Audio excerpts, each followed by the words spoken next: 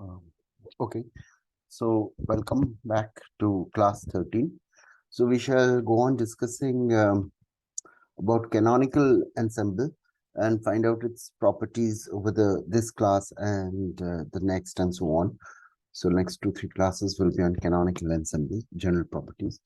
And in particular, today we will be discussing or focusing about a quantitative measure of the sharpness of the distribution.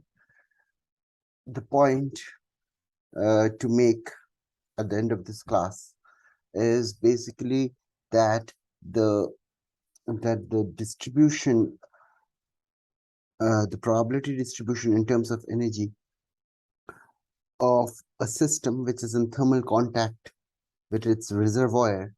So we are talking about a canonical ensemble. So all the microstates that a particular system which is in thermal contact with a reservoir, the microstates that they can take, what is the probability of occupation of those microstates, which is e to the power beta E minus k, where k is the energy of that particular microstate, right? And energy Ek, it is possible that many microstates have the energy Ek, but the probability is proportional to e to the power minus beta Ek. That's the probability of occupying a particular microstate with energy Ek, right? Which is different, that the system is an energy Ek. So what we shall show that for a particular value of energy, say Emax, so for a particular value of energy, let's call that Emax, the probability that the system will have energy Emax is extremely sharply peaked, and there are only very small deviations away for Emax for the system. Okay, we are talking about a system. Suppose this the system is this room which can exchange energy with the city of Pune, and this system will mostly be found with an energy Emax with very small deviations away from it. So, and the deviations away from Emax is very small. So basically the average energy in a hand waving way, not really, because it is sharply peaked, the average energy of the room can almost be said to be Emax with very small deviations away from it. So this is the crux of today's discussion, and we're going to show this quantitatively rather than qualitatively, which was happened in the last class. So that's the point. Before we reach that point, some preliminaries. By the way, all that I'm discussing is basically from section 3.3, 3.6, 3.7, 3.4, and so on and so forth of RISE. Okay. Some properties to keep track of before we go further on in the discussion of canonical ensemble. So some properties of beta, which is inverse temperature, 1 upon kBT, inverse temperature, that we have shown to be equal to del del E of ln omega, number of microstates, with energy E, N, and V. So how does ln omega change with energy? And that's a measure of kBT at fixed E and V, right? The point to note is also that omega increases with E, and it increases rather very sharply with E. That's in general true. Hence, del E of ln omega at constant N and V is always positive, which is another way of saying that the temperature of a system is positive. Okay. So beta is positive and hence T is positive. The other thing to note is that omega increases is proportional to the number of microstates is proportional to energy of the system to the power F. F is the degree of freedom on the system. Of course, it could be F by 2 or F by 3. It really doesn't matter. Like for an ideal gas, we saw it depended upon E3n by 2 for a three-dimensional gas, right? Px squared, Py squared, and Pz squared into 1 by 2m equal to E. And there, this basically was 3n by 2. But the point is, it increases with the degrees of freedom in the exponent. And hence log omega, when you take the log of it, the entropy is proportional to the number of degrees of freedom, because that's how the system can take different microstates into ln E as constant, which also means that beta, which is ln of delta D of ln omega, is essentially, I mean, I'm not writing equal to, but it's proportional to, it's approximately equal to F by E. F, the number of degrees of freedom. E is the energy of the system, which is saying that KBT is energy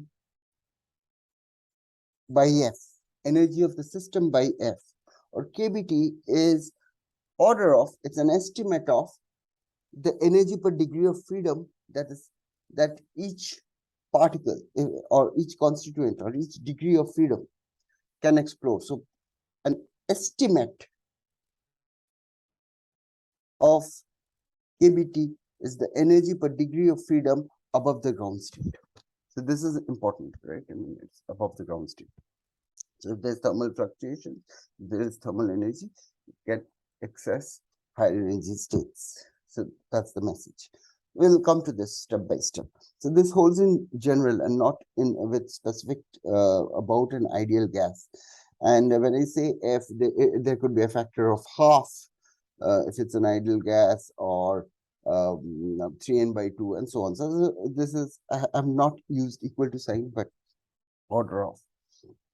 Okay, and the system that we are interested to talk about today, the canonical ensemble, is basically, we are discussing the properties of a small system in thermal contact. The small system is called S, call it small, call it system, it's S, in thermal contact with a large system called the reservoir, the heat bath, really. I mean, reservoir, heat bath, these are all the terms which are used. So that's what we are discussing. And what we want to show is a double derivative with respect to E, energy of the heat reservoir, number of degrees, I mean, number of microstates, omega R, which is equal to del E of beta, right? So what is this? How does temperature of the reservoir change with the energy, right? Why do we need that? Because we want to show that for small change, if this reservoir takes a small amount of heat, say from the system, its temperature is going to remain unchanged. And remember, the condition of equilibrium between the reservoir and the system is that the temperature has to be the same. The beta of the system has to be equal to beta of the reservoir. And the point we are trying to show is, even if the system, if the reservoir takes some heat from the system or gives away some heat from to the system, the temperature of the reservoir with huge number of degrees of freedom remains unchanged, and that essentially decides the temperature of the system. So that's where we are heading. So what we are saying is del beta del E into dq. So basically that's the change in temperature is going to be much less than the temperature of the reservoir. So this should be beta of the reservoir, actually. So this quantity, the rate of change of temperature with, I mean, inverse temperature with energy into an heat which is absorbed from the smaller system, right? And what can be the maximum heat which is absorbed from the smaller system, which is equal to the energy of the system, the smaller system, right? The amount of heat the reservoir has given to the smaller system. And that's, of course, very close to the maximum energy of the system, which will reach towards the end of this class. Right? So whatever is, so most of the time, the system will be in a particular value of energy with very small deviations away. But even if it were to give it all of its energy to the reservoir, that is not going to change the temperature of the reservoir. That is the and I mean, as I've already discussed, the consequence is no temperature change of reservoir on absorbing heat from the system that we are interested in, the room, if you like. And how do we show that? So basically del B del E, so reservoir, R stands for reservoir, to dq is now beta. I already showed in the previous case that omega to the power of reservoir is e to the power. Since it's reservoir, there should be capital F. Okay, I mean, let's talk about, I mean, this should be capital F, but we are really talking about degree of freedom of this reservoir. And beta is F by E, right? That's what we showed. And in that case, when we take another derivative with respect to E, you will get F by minus F by E square. And if you take the modulus, because this will be a negative quantity, so double derivative is a negative quantity. That's why we are taking the modulus, that is F by E square, right? Which is beta by E. Now, what is beta? Beta is essentially a measure, or rather inverse beta. So this is, so beta is 1 by kBt. So this quantity is essentially kBt into EF. Yeah, so just ignore this. Well, up till this is correct, and this is kBt into energy of the system, right? Into energy of the system, and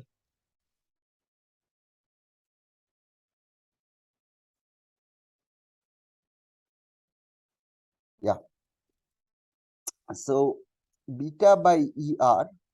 So this quantity will become beta by ER into dq, right? And dq, which the maximum which is allowed is ES or ES max. That is much smaller than the energy of the reservoir, right? So this quantity is going to be much less than the, so because you're multiplying, so you're multiplying by a small factor, this quantity is going to be much less than the temperature of the reservoir. So here it should not be dash, but it should be R, right? Because this quantity you are multiplying by a very small factor. So on absorbing heat, the temperature of the reservoir is not going to change much. That is the basic idea. Okay, so just ignore this. So up till this is fine. Okay. Okay. So now we are going to discuss about entropy change of the reservoir on absorbing heat dq. Right. So you have the reservoir with energy ER, NV, and this is a smaller system. And if the reservoir has absorbed energy dq, the number of microstates, the Boltzmann entropy on absorbing heat dq is ln omega. Of course, it has to be multiplied by kb, but kb ln omega er dq. And the change in entropy, or the change in Boltzmann entropy, is kb into omega ER plus dq, because now it can access larger number of microstates, minus omega ER. So this is the change in Boltzmann entropy of the reservoir, right? And this can be written as del del ER, energy of the reservoir, derivative with respect to the energy of the reservoir. This is the equilibrium energy, if you like, of the reservoir, or the energy before it had absorbed EQ. So basically, you can expand. I mean, you can put this on the right hand side of the equation, if you like, and then you're doing just a Taylor expansion, right? And this is the double derivative. Here, everywhere I've multiplied both sides of the equation by KB, and that is beta, because this relation, this quantity is beta, inverse temperature into dq, plus half. I'm just writing a rate of change of beta with ER del Q square, right? And we just showed that this is an extremely small quantity. The temperature doesn't change for a reservoir, which I showed in the previous slide, right? So this is like negligible compared to this quantity. And then the change in Boltzmann entropy becomes equal to dq by kbt, writing beta as kbt, right? We had identified beta as kbt. So this is a Staffmec result because we used these conditions in terms of microstate, right? And that is equal to, and this relation, this form of dq by T was the thermodynamic entropy. So this is another, if you like, so when a system is absorbing energy, the reservoir, I mean, it's absorbing energy from some other place, then its entropy increases by dq by T, which was also known from classical thermodynamics. This is the message, right? So the important thing is, I mean, in what comes, what we're going to discuss, that reservoir is going to be so large that temperature remains unchanged when a certain amount of heat is given or taken out from the smaller system. So this is the message, and the rate of change, the crux is the rate of change of temperature with energy is much less than the change in temperature of the reservoir.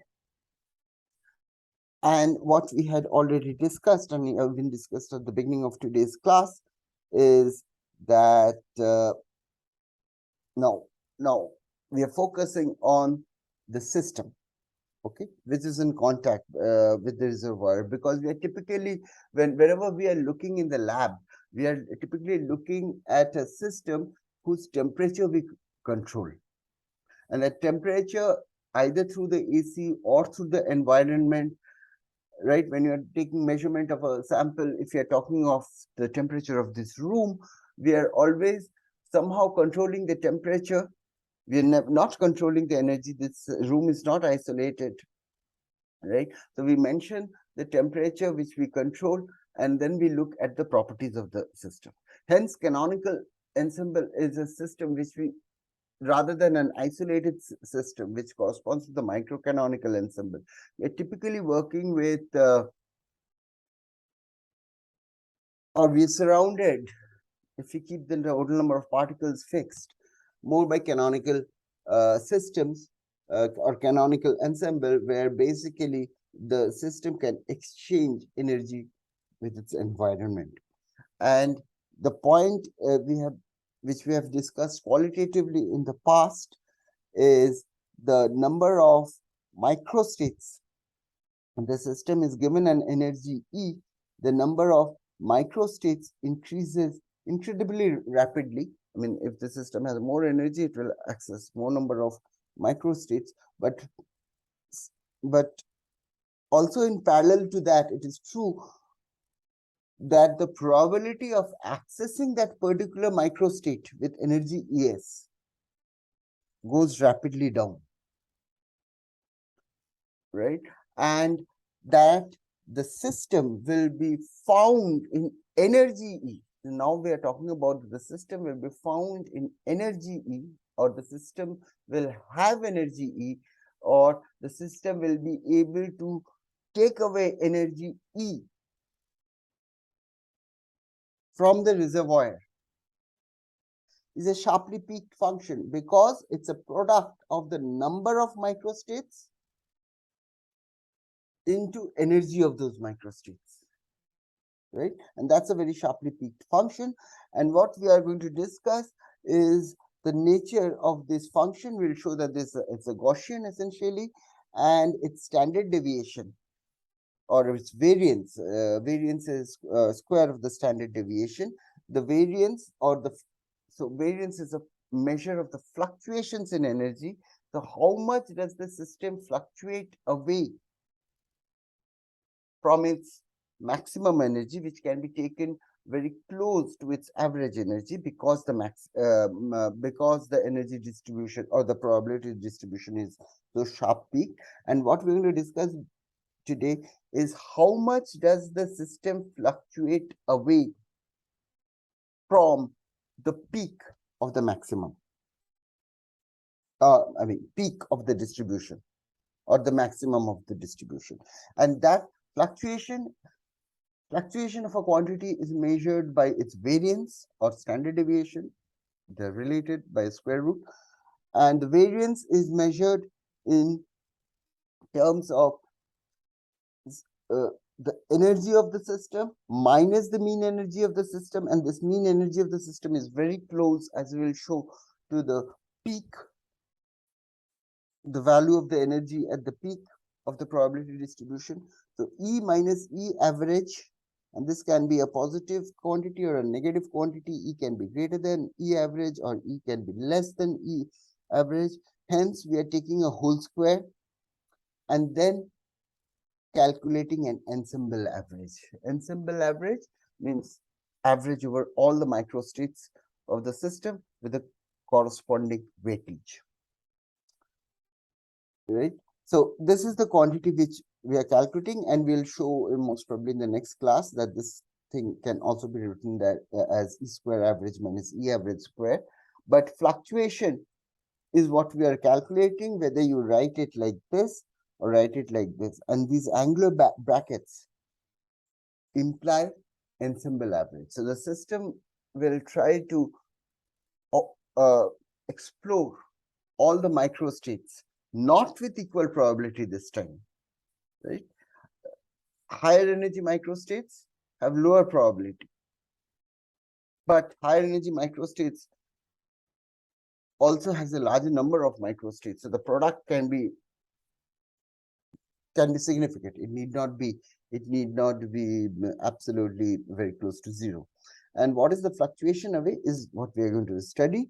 So what we already know is that the behavior of probability distribution of that the system has energy ES. So S stands for system. It's some constant into number of microstates with energy ES into probability of occupying that particular microstate. A particular microstate with energy ES, E to the power minus ES by KBT, right? And probability distribution of S. So this is what. So what is this probability distribution? Is probability distribution that system S has energy ES, and I've already discussed this is a sharply peaked distribution, right? Now, just to remind you that there is also a quantity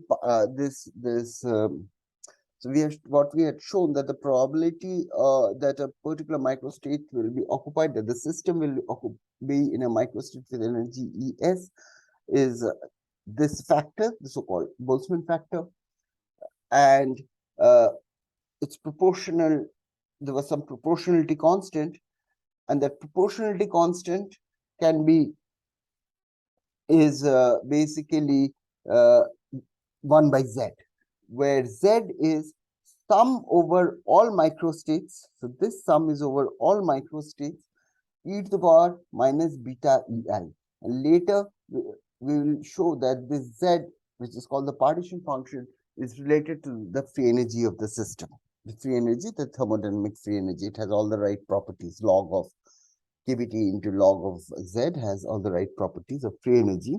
But what is there to note that here the sum is over all microstates. Some microstates will have energy Es, some other microstates will have different values of energy. So all the possible microstates which are accessible to this system, the sum is over that. So partition function is sum over all microstates. The probability of occupation of a particular microstate I is a particular microstate is e to the power minus beta ei by z. And but this partition function can also be written as sum over different energy values of system S, where the sum over microstates has been written if this system is in energy EP, say, right? And omega EP is all the microstates which have energy EP. So I've just written it differently. So I've already summed over all the microstates which have the same value of energy EP, right? And all of those have the same probability.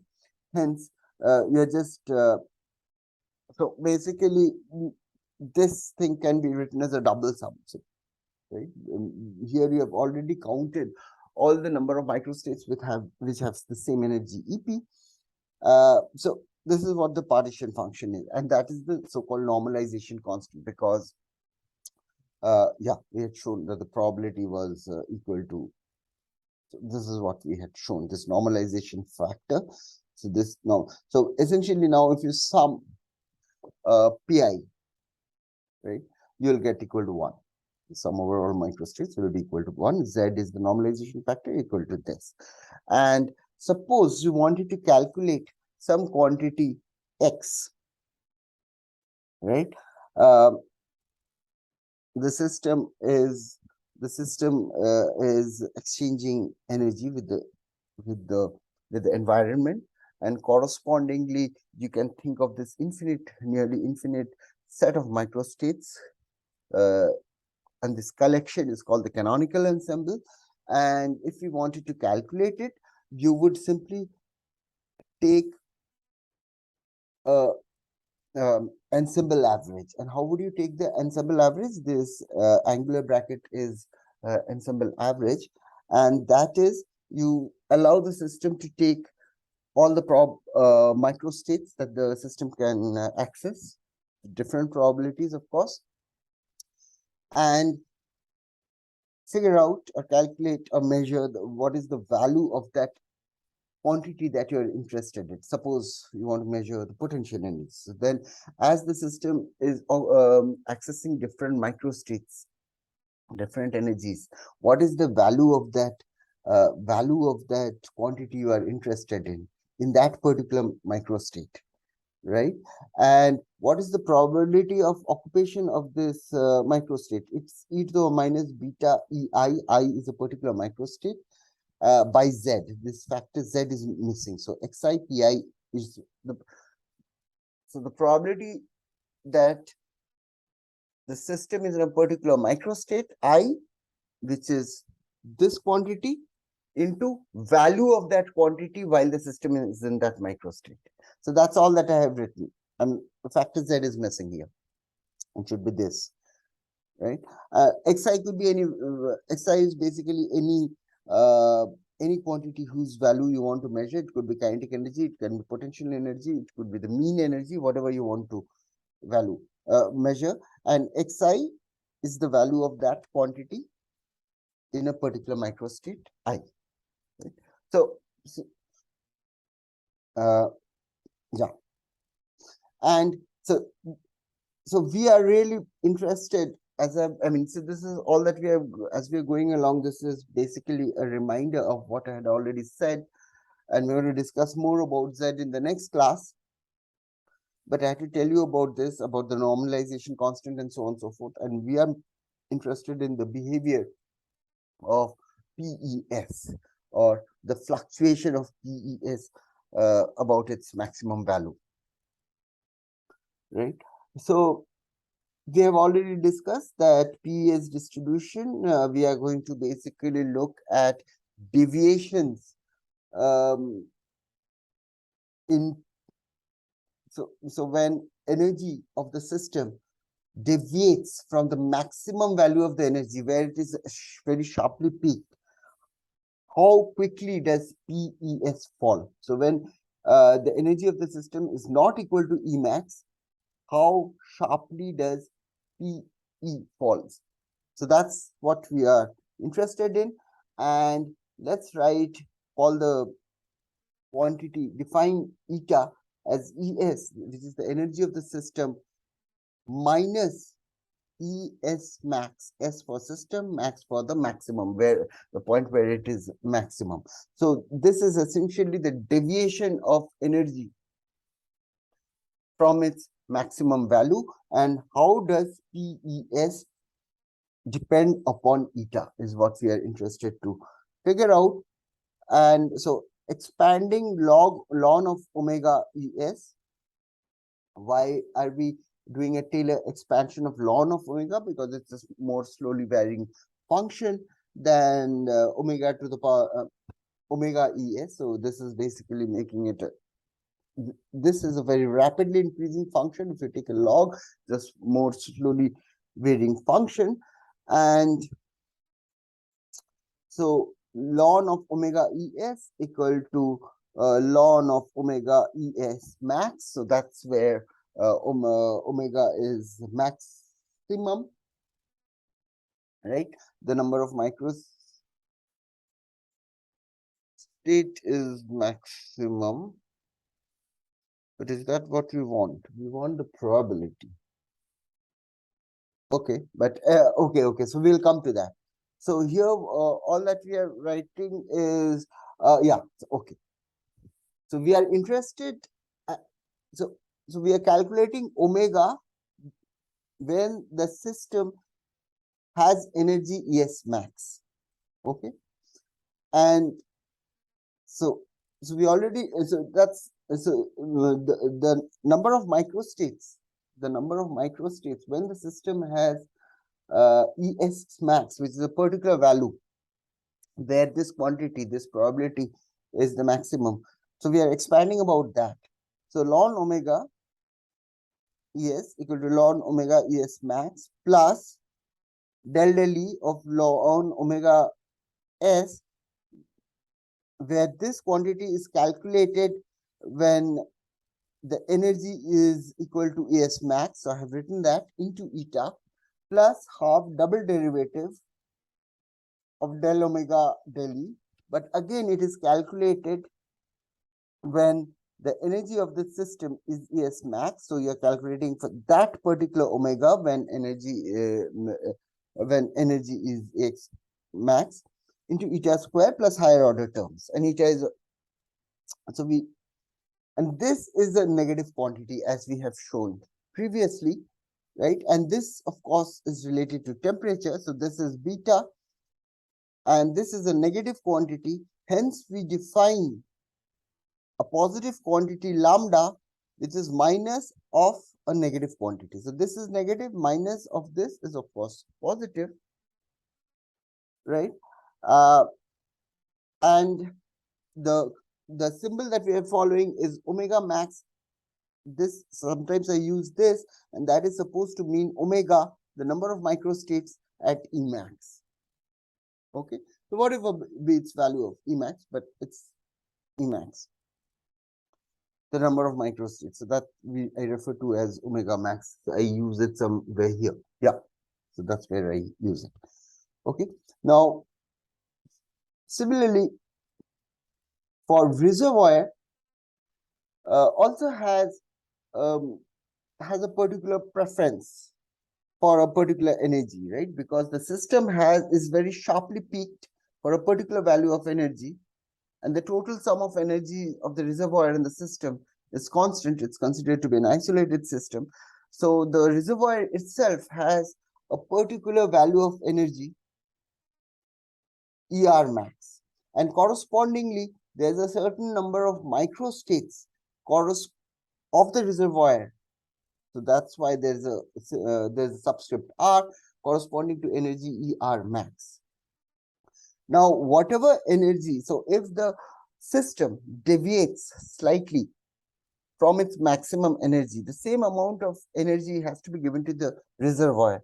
So whatever is eta for the system, that is equal to minus eta R for the reservoir. So if the system gives up energy or takes energy, so if the reservoir will either take or give energy, whatever system gives or takes. So if there's a deviation of the system from its ES max, the same amount of energy is transferred, positive or negative, to the reservoir, right? So just like we wrote this for the system, ln of omega of ES equal to log omega E max for the system, del E, which is essentially the temperature, into eta plus double derivative and so on. We can write an identical relation where this has, I have just replaced, added an R here. This is energy of the reservoir here. This omega is again for the reservoir, ER max, right? And plus del ln of omega R. This was system. This is with respect to R, where it is calculated for when E equal to E R max R, right? When the system has the maximum, so we are taking a Taylor expansion plus double derivative of whatever omega R del E2 calculated at calculated for the omega for which the energy is E max R, right? So these are two relations that we can write down. Now what we do is add this two, so that so when you add this two, then, and of course it's a log, so ln of, so this becomes a product omega S into omega R equal to ln yeah, so I'm also adding this up, so and then and since it's a log, it is basically omega S omega R at max R max S. But we know that the system is in thermal equilibrium with the reservoir. So this second term, especially because this is eta and because this is minus eta, right? Because whatever heat is deviation, this will be a minus of the deviation. This term, and this is so this is temperature of the system, this is temperature of the reservoir, and we are looking at fluctuations of the system at equilibrium. At equilibrium, how much does the system fluctuate? It has a temperature, it has a certain maximum or average value. How much does it fluctuate? So we are studying the system after the system has reached equilibrium and is in thermal equilibrium with the reservoir. And then this and this are going to be equal because they are the same temperature. So all that will remain is the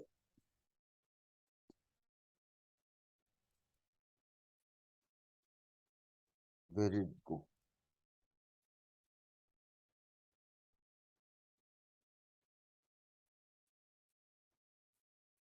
Yeah. So all that will remain are these two terms. Now this I had called lambda, and this I'm calling lambda dash, lambda R if you like, right? So basically Rife uses lambda dash instead of R, where I'm using reservoir, so sometimes the dash comes.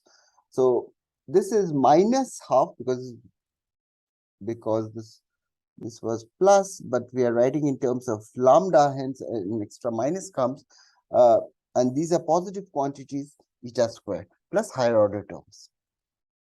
So this equation now, this can be taken on the left hand side of the equation, and it can be rewritten as omega ER, not max, some value of energy, because we're looking at fluctuations, when the system is not at its maximum. So omega ER, omega ES divided by the microstates.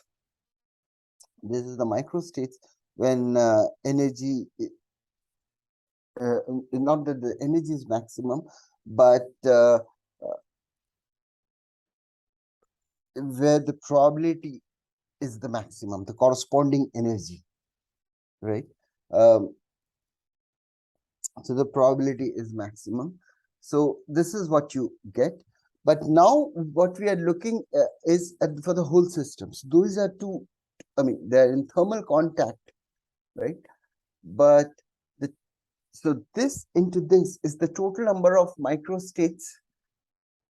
This is the total number of microstates when the energy is distributed as ER for the reservoir and ES for the system.